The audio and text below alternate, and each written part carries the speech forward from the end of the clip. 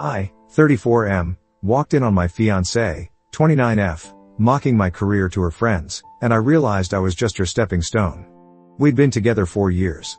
Engaged for 9 months. Our wedding was set for October. I thought we were solid. I'm a high school English teacher, not flashy, not rich, but I love what I do. I run a creative writing club after hours. I coach speech and debate. My students love me. Or at least, I thought that was enough. Until Friday night. Let's call her Kara. Kara works in marketing. She's brilliant at it, honestly. Slick, charismatic, dresses like she walked off a billboard. We met when she came to speak at a career day at my school. Her younger sister was one of my students. She joked afterward that I looked too young to be a teacher, and then she invited me to coffee.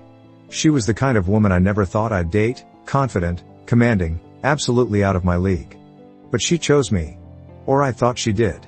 We moved in together after a year. I covered more of the rent at first. She was just starting in her agency and not making much. I didn't mind. She made up for it with small things, cooking, planning our weekends, handling the chaos of my disorganized life. Or at least I told myself she did. The last 6 months, she's been working more, traveling more. She made junior partner at her firm, and I was genuinely proud. We celebrated with champagne. I bought her a watch with her initials engraved. She said I was the only person who ever believed in her. That line's been haunting me ever since.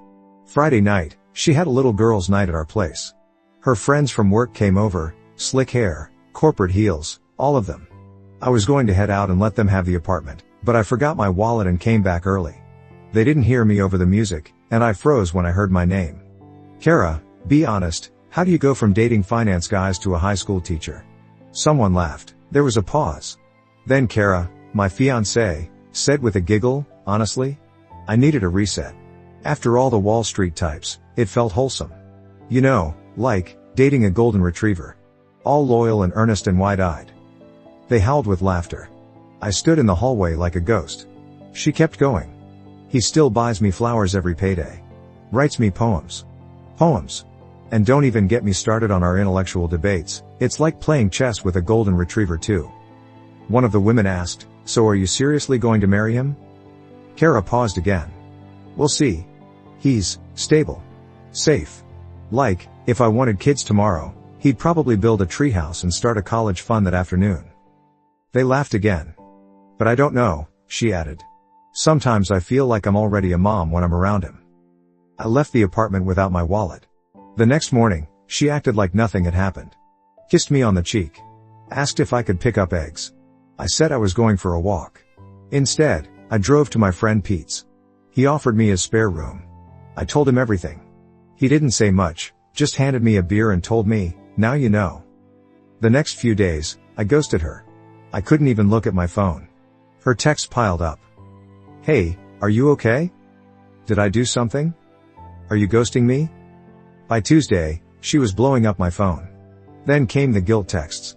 The calls. She even showed up at school. I finally agreed to talk Wednesday night. We met at the park. Neutral ground.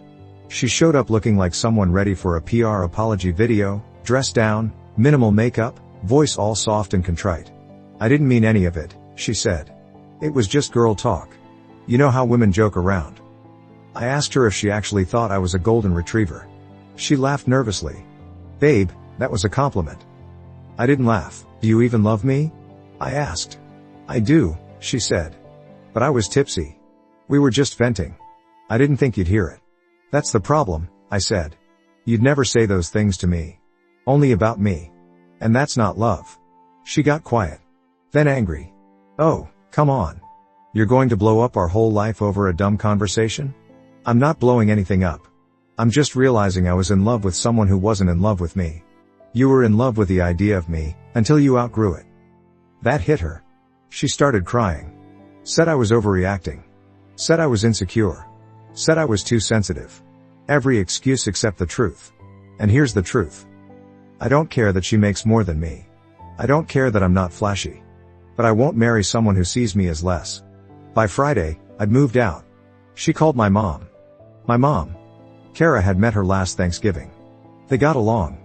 My mom told me Kara cried on the phone, said I was throwing away something beautiful. But even she, my mom, said, son, If she said those things, you're doing the right thing. The worst part? I was going to propose early. The ring was in my drawer. I had written a poem, yeah, another one, to go with it. I was going to read it to her on a hike this Sunday. Instead, I deleted the poem and returned the ring. Midway through writing this, I got a text. From Kara's friend. The one who laughed the loudest. It said, "Hey. I just want you to know I felt awful laughing that night. What Kara said wasn't fair. You're a good guy. You didn't deserve that." That one text meant more than all of Kara's apologies. I don't hate her. But I won't be someone's stepping stone. I won't be a golden retriever held on a leash until she finds something better. I'm a person. A flawed one, sure. But someone worth loving for real. And if you've listened this far, thanks. It's embarrassing. It hurts, but maybe someone else out there needs to hear this. If they mock your kindness, your passion, or your poetry behind your back, they were never really on your side. This is the story of how I walked away from the woman I thought I'd marry, and realized I was never the one she really wanted. If you're still with me, thanks for listening. And if you've ever had to choose self-respect over someone you love, hit like, hit subscribe, and know, you are not alone. There's someone out there who'll read your poems. And mean it.